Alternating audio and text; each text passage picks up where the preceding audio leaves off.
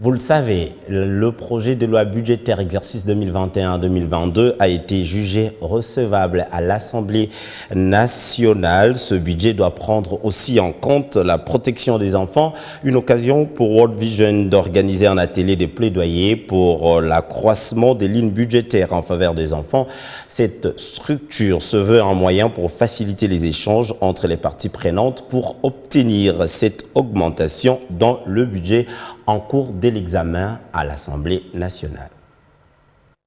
Il s'agit d'un atelier de plaidoyer à l'attention des parlementaires organisé par World Vision RDC et la Fondation Denis Nyakero Tshisekedi dans le cadre de la campagne « Ensemble, éliminons la violence contre les enfants ».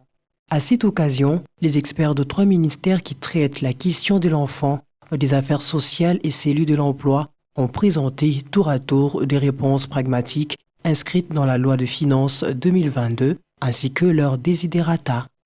Pour World Vision, la demande faite aux députés reste la même. Nous demandons aux députés nationaux, dans leurs débats liés à la budgétisation pour 2022, d'allouer des budgets conséquents pour la protection des enfants et pour éliminer les pires formes de travail des enfants. Nous savons que le plaidoyer, ce n'est pas simplement un événement, un déjeuner, c'est l'engagement, la sensibilisation et les discussions. Et finalement, nous allons bien sûr y aboutir. Faute de moyens suffisants, les parlementaires ont pris l'engagement de prioriser d'ici 2022 la question liée à la protection de l'enfant. Les députés et sénateurs qui ont pris part à cette sensibilisation, à cet atelier de plaidoyer, ont pris l'engagement de prendre cette question à bras le corps pour qu'à partir de ce budget 2022, nous prenons l'engagement de commencer à agir et que le budget 2023, nous puissions faire un grand pas par rapport à la situation de l'enfant.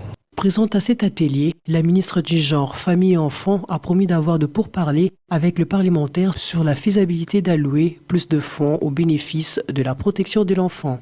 Donc nous devons nous mettre ensemble en dehors de ce cadre pour essayer d'échanger.